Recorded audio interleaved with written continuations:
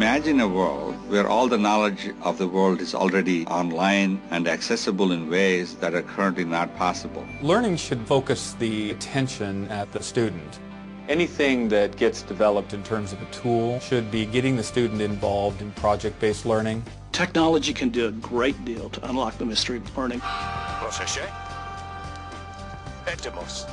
When you think about the impact that technology has had already in the teaching and learning process, it's been pretty eventful.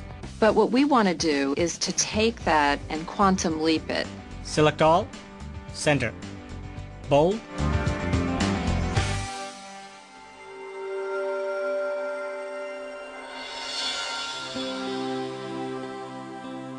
A businessman, a teacher, and an engineer are collaborating remotely on a video report documenting the influence of technology on learning. They reflect on their own history and uncover predictions from the past. They discover men and women whose visions inspired advances that propelled learning to a lifelong experience and the potential for those visions to carry on. I've got the vids you sent. I'll add them to what I've got. Let's get back with each other in half hour to go over the timeline. That'll work for me. Me too. In the last 20 years, we've been very good at creating computing technology that can manage documentation. We can cut and paste in very creative ways. But now we can build scenarios where we can get children to think critically about managing complex systems.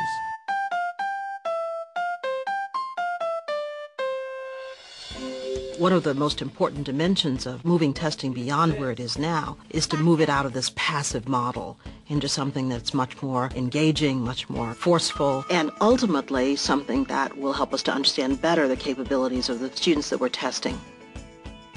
I think at this moment in time, for the very first time, we have the opportunity to give students technology that they can feel is more or less their own.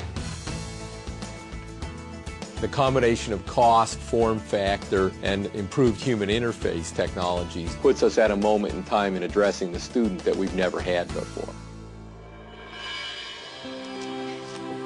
Vid of John Seeley Brown a couple of months ago, around June 25th.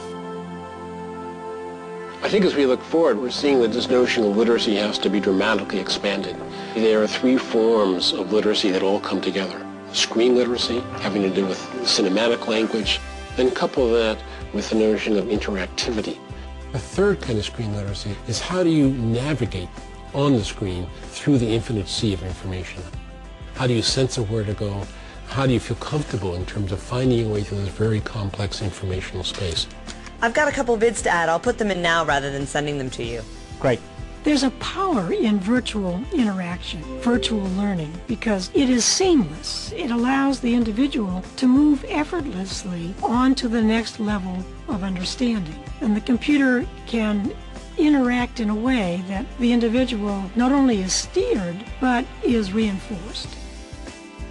So if we can increase enjoyment in learning and have people want to do it for its own sake, then you start a positive feedback cycle where enjoyment in learning begets the desire to do additional learning, and that builds on itself. I think that the interesting challenge we have as we go forward is to figure out how the virtual world augments the physical world. Not replaces it, but augments it. It's a yin-yang between the physical and the virtual and the physical.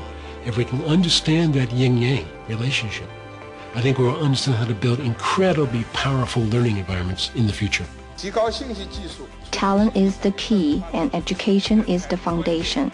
On one hand, we need to train a number of talented people who will enter the international front lines, master key technology, and be top-level design experts. It's so much easier to get something done with more minds than just one, because somebody could say something and that will click. You go, oh, I've got a great idea. And I think that's the way technology helps us if we're training our teachers to be able to work collaboratively, seamlessly in the curriculum. I just tell my kids, I have no idea what it's going to be like in the future for you, but you're going to need to know how to change, how to go from one thing to another thing. So if you can be a person who's successful at change, and you can be a lifelong learner, somebody who's willing to step in and learn, you are going to be the successful person. What we need to do in order to bring the enchantment of learning back to the student is work together with parents and policymakers and learning scientists and technology scientists and create an environment that is going to stimulate a new way of thinking about how we learn. That's going to be exciting.